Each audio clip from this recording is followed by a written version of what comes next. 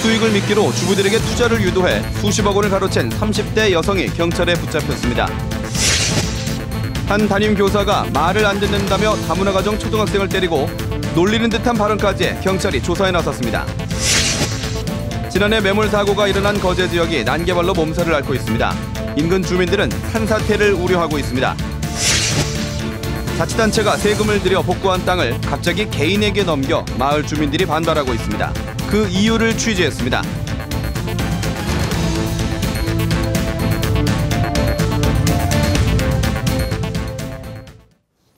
안녕하십니까. 이어서 경남 소식입니다. 고수익을 미끼로 투자를 유도해 수십억 원을 가로챈 30대 여성이 경찰에 붙잡혔습니다. 요즘 같은 저금리에 높은 배당을 준다는 말에 주부들이 쉽게 속아 넘어갔습니다. 보도에 손원혁 기자입니다. 초등학생을 자녀로 둔 주부들, 학교 학부모 모임에서 만난 34살 강모 씨에게 수천만 원을 투자했다가 사기를 당했습니다. 이 돈을 좀 해가지고 아이들 교육에 보태고 싶다는 그게 더 컸었죠. 2주 뒤에 최고 20%의 높은 이율로 이자를 지급한다는 말에 속은 겁니다. 펌프 회사에 투자를 하면 그 돈이 회사 매출로 잡히고 이를 토대로 정부로부터 저리 융자받은 돈을 나눠 가질 수 있다며 현혹했습니다. 지난해 11월부터 6달 동안 모두 22명이 72억 원을 투자했는데 피해자 가운데는 교사, 금융업 종사자도 있었습니다. 나라 돈을 못 먹는 사람 바보라고. 그러니까 이거는 이런 루트는 아는 사람들만 알지 대기업도 다 아는 루트라고. 경찰에 붙잡힌 강 씨는 한 피해자로부터 받은 돈으로 다른 피해자에게 지급하는 돌려막기로 의심을 피해왔습니다. 생각지도 못하게 너무 많은 돈이 들어왔어요. 근데 사람이 정말 상심이라. 강 씨에게 속은 피해자들 스스로 주변 사람에게 투자를 권유하면서 피해가 커진 겁니다. 적은 규모로 처음에 투자를 했다가 많게 나오니까 다시 또 돈을 더 모으고 주변 사람한테 빌리고 해가지고 재투자하고 그런 관계에서 금액이 커지게 된 것입니다. 경찰은 사기 혐의로 강 씨를 구속했습니다. KBS 뉴스 손원혁입니다. 숙제를 안 했다는 이유로 담임교사가 초등학교 2학년 학생의 등을 멍이 들 정도로 수차례 때렸습니다. 이 선생님은 평소에도 다문화 가정의 이 학생 외모를 두고 놀리는 듯한 발언까지 한 것으로 알려져 논란이 일고 있습니다. 김준원 기자가 취재했습니다.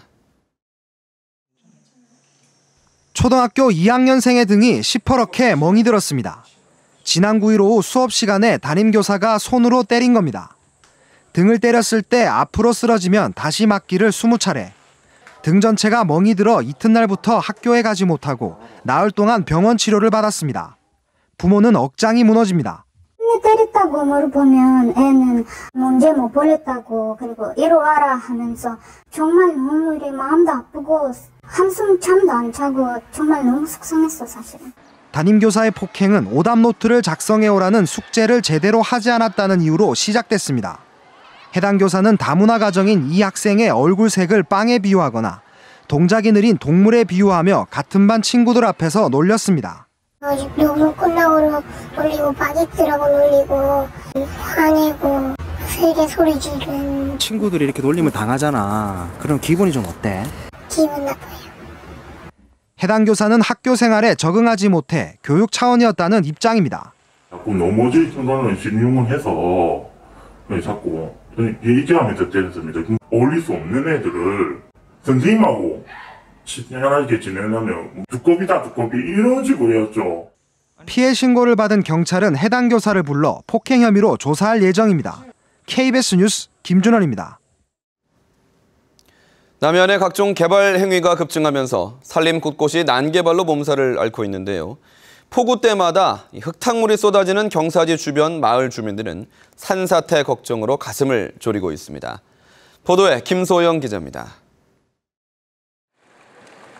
수천 톤의 토사가 집 전체를 덮쳐 일가족 3명이 매몰됐습니다. 폭우에 공사 중이던 전원주택 단지 옹벽이 무너져 내린 겁니다. 사고 지역 반대편 경사지입니다. 최대 경사도가 30도에 이르는 가파른 산지를 깎아 주택 공사가 한창입니다. 대규모 벌목이 이뤄지면서 비만 오면 시뻘건 흙탕물이 주택 앞까지 떠밀려 내려옵니다.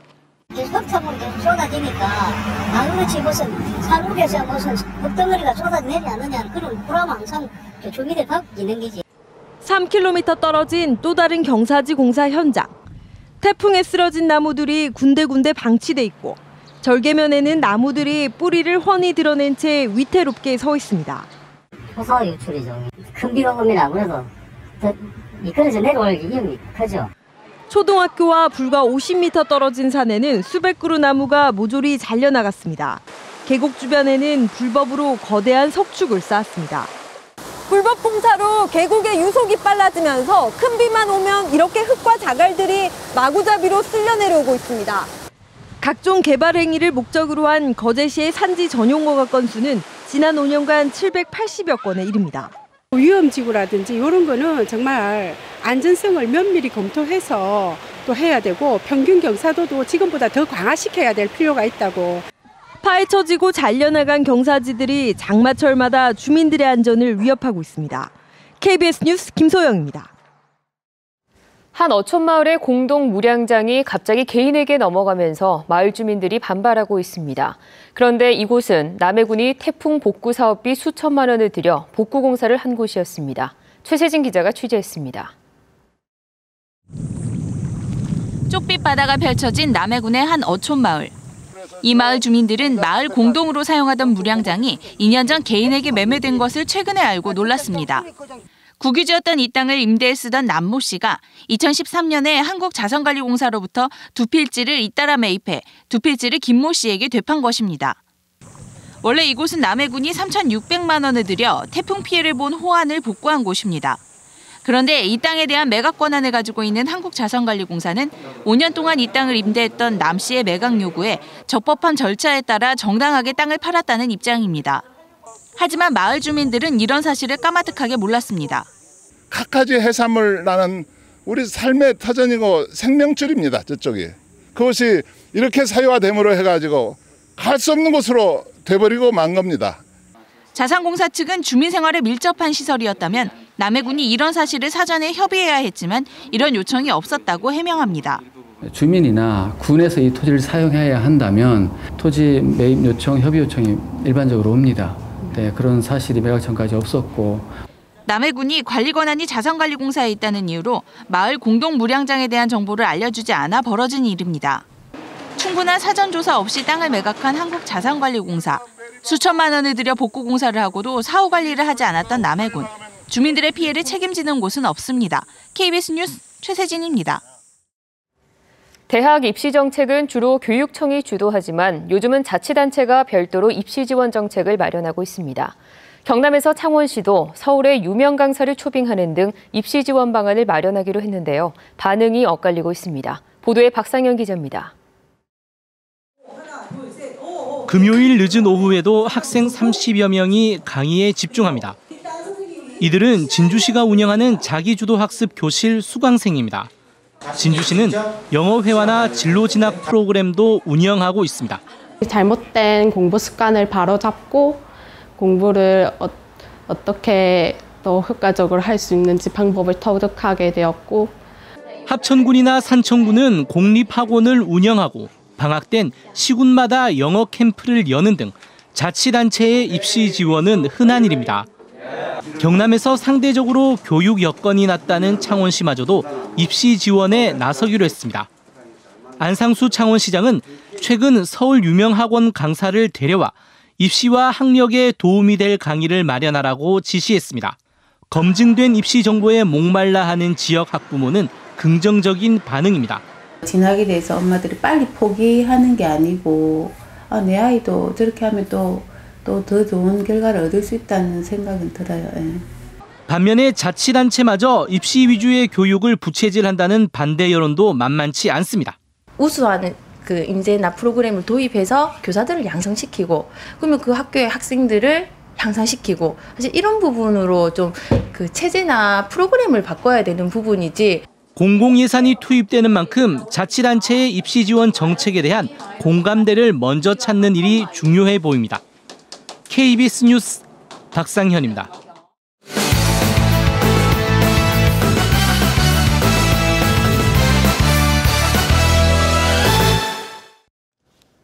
주요 단신입니다. 오늘 오후 3시 반쯤 창원시 두척동 내서초등학교 인근 도로에서 시내버스 한 대가 중앙선을 넘어 마주오던 택시와 승용차를 추돌한 뒤 논으로 떨어졌습니다. 이 사고로 택시기사 56살 김모 씨 등 14명이 가벼운 부상을 입고 병원으로 옮겨져 치료를 받고 있습니다. 또 이보다 앞선 오전 11시 20분쯤 통영시 광도면 노산 삼거리에서 1톤 화물차와 승용차가 충돌해 57살 강모 씨 등 6명이 다쳐 병원에서 치료를 받고 있습니다.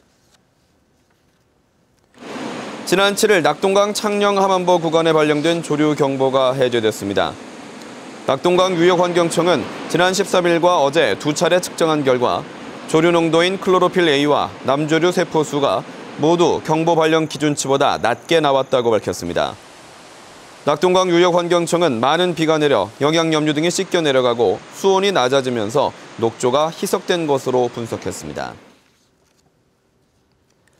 지난 상반기 창원산업단지 상장사의 시가총액이 5조 원 넘게 줄었습니다. 창원상공회의소는 창원산업단지 상장사를 중심으로 만든 창원 메카지수가 연초 3,549에서 상반기 말 3,016으로 15%가량 하락했다고 밝혔습니다. 특히 상장사 주가가 27곳은 오르고 19곳은 하락했지만 현대위아와 현대모비스, LG전자 등 비중이 큰 기업의 주가가 하락해 전체 시가총액은 5조 3,488억 원이 감소한 것으로 나타났습니다. 진주시는 최근 건축사에 위탁해 사용 승인된 건축물 70곳에 대한 점검 결과 18곳에서 무단 증축과 불법 구조 변경을 적발했다고 밝혔습니다. 진주시는 설계와 감리, 사용 승인 업무를 위탁 처리하면서 법을 위반한 건축사에 대해서는 사후 점검을 강화하겠다고 밝혔습니다. 앞서 진주시는 지난 5월 진주혁신도시 등 대형 건축 공사장에서 상주감리 근무 실태를 점검한 결과 17곳에서 상주감리가 근무하지 않아 경상남도에 징계 처분을 요구했습니다. 고 전영림 화백 탄생 100주년을 맞아 김해에서 회고전이 열립니다.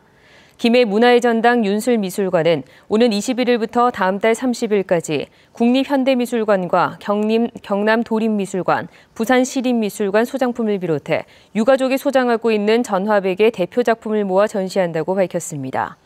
이번 전시회에는 전화백의 초기 작품부터 말기 작품까지 시대별로 66점을 선보입니다. 경상남도가 올 9월과 10월 2달에 걸쳐 경남을 3개 권역으로 나눠 대규모 채용박람회를 엽니다. 채용박람회에는 지역기업 400여 곳이 참여하고 중북권은 9월 8일 창원 컨벤션센터에서 또 동북권은 9월 10일 김해문화체육관, 서북권은 10월 23일 진주체육관에서 개최할 예정입니다. 경남 소식이었습니다.